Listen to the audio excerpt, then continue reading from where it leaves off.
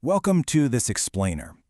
Okay, if you've ever just stared blankly at a massive, dense wall of raw source code, well, you already know how unbelievably complex it can get. It's like a giant puzzle. Today, we're going to figure out how to take all that chaotic logic and actually transform it into a crystal clear visual map. We're decoding flowcharts to really understand the foundational logic that powers the software we use every single day. So think about this for a second. How do programmers actually avoid getting completely lost in that maze of code?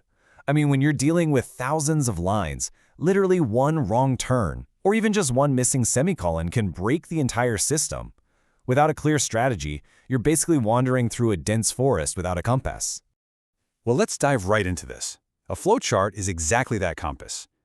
By definition, a flowchart is a drawing, very much like a traditional roadmap, that indicates the exact logical path a computer will follow when executing a program. So instead of jumping straight into highly technical code, a programmer starts right here, with this visual map. It completely outlines the journey from the very first input all the way to the final desired output. It ensures the logic is absolutely sound before a single line of actual computer language is ever even written. Here is our agenda for today. First, the programming roadmap. Second, methods of flowcharting. Third, the language of symbols. Fourth, program documentation. And finally, number 5, revealing analytical logic. Number 1, the programming roadmap. According to our sources, raw computer programs are quite literally a maze. Just a massive maze of words, characters, and numbers. And if a programmer decides to just dive straight into writing code without a plan, oh man, it is incredibly dangerous. Why? Well, because if the finished program doesn't run perfectly, those errors are going to hide deep, deep within that textual maze. Trying to find one missing comma or a tiny logical flaw in thousands of lines of text, it's completely frustrating and a huge waste of time. But errors are much more easily detected on a visual flowchart than they ever are in raw code. There's a very specific sequential logic to all this. You absolutely cannot skip straight to step 3. First, you have to deeply understand the problem. Next, you create the flowchart to map out the solution visually. And then, only then in step 3, is the actual program written. The flowchart acts as this totally crucial preparatory step, determining exactly how to set up and write that final code. Number 2, methods of flowcharting. Our source material actually highlights 2 primary methods for doing this. First up is the freehand version.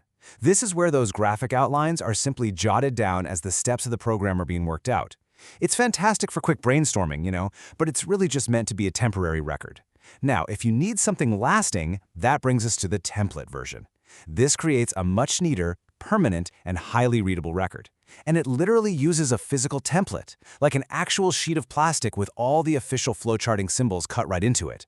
The programmer uses this plastic sheet to trace perfectly uniform shapes, ensuring anyone, and I mean anyone, can read it clearly. Number 3, the language of symbols. We can really think of flowchart symbols as the street signs of our logical roadmap. Just like a stop sign instantly communicates a hard rule to a driver on the road, these standard shapes dictate exactly what is happening at any given moment in a computer program. They guide the users safely through the logic, step by step, using a totally universal language of absolute uniformity. So, let's break down the main symbols. A rectangle with rounded edges, that's a terminal symbol. It usually contains start or stop to mark the absolute beginning or end of the program. A parallelogram, that represents input or output, meaning data is entering or leaving the program. Then you have a standard rectangle, which stands for processing. That's where an actual action or calculation is taken. The diamond indicates a decision. And finally, those arrows show the strict sequence and flow direction of the actions. Now, I really want to highlight the diamond shape specifically here because it represents a super crucial point in computational logic. When a computer encounters a diamond in a flowchart, a decision must be made. The text inside that diamond is usually in the form of a simple question. And most importantly, this question is practically always answered by either a yes or a no. Based on that binary answer, the arrows are going to branch off in completely different directions, sending the program down entirely different logical pathways. It is for sure the ultimate crossroads of our map. Number 4. Program documentation.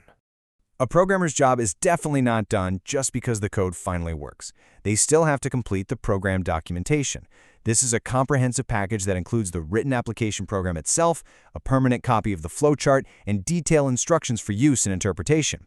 Think about it. If the original programmer leaves, this documentation is exactly what ensures anyone else can step in and completely understand what the machine is actually doing. But let's pose a real-world scenario for a second. What if that documentation is entirely missing?